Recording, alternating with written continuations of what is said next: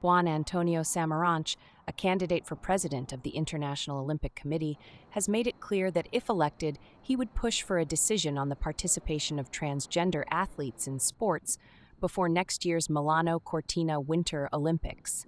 This move aims to provide clarity for organizers of the Los Angeles 2028 Olympics, where controversy has already sparked. Last month, U.S. President Donald Trump ordered the exclusion of transgender girls and women from female sports, stating that they would not be allowed to compete at the LA 2028 Games.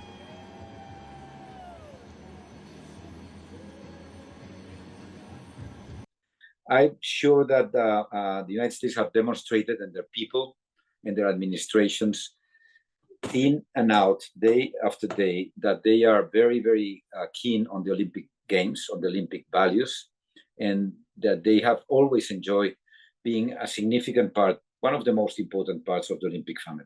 I think that the objectives of both the organizing committee, the federal administration, and the IOC and the Olympic family are very much aligned. We all want to have very extraordinary and successful games there.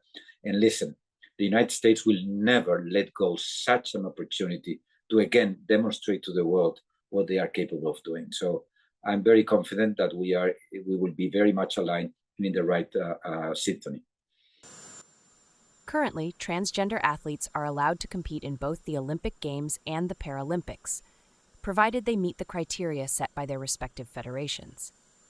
In an interview with Reuters, Samaranch, one of 7 candidates for the IOC presidency, stressed the need for quick action to avoid a gender dispute overshadowing the Olympic Games, similar to what happened during the Paris 2024 Olympics.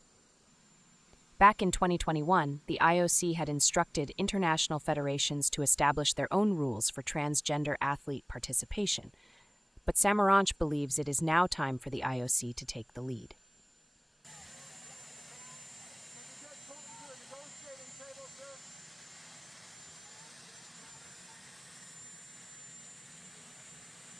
Since I can remember, the games have been politicized or tried to be politicized, and the IOC and the Olympic family have been trying to defend ourselves from that. It's not new. It's not a surprise.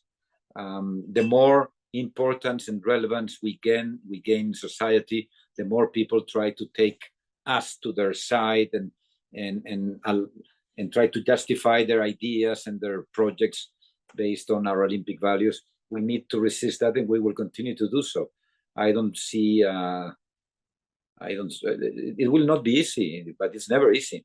I mean, we claim to be non-political and independent.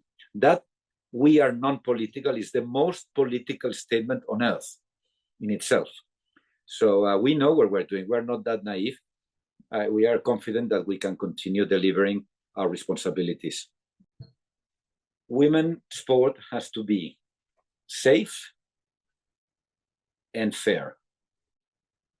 That is the basic thing. And we have to do anything we can to make it safe and fair. That means that DSD or transgender athletes that are not purely women should not be able to compete with the women category.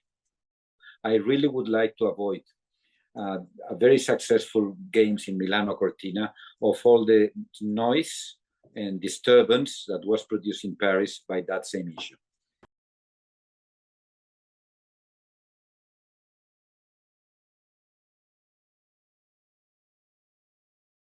Paris demonstrated that the social alarm on this issue is still there.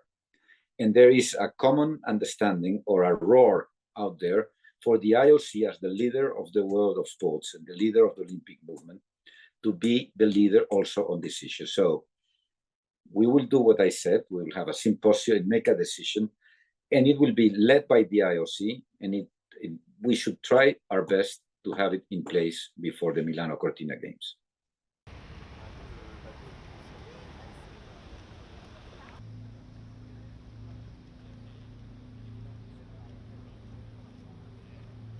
The reasons that provoked the suspension of the Russian Olympic Committee, until those reasons disappear, and it's not for us to do it, it's it's from the political world. Until that thing happens, there will be no possibility that the Russian team participates as such.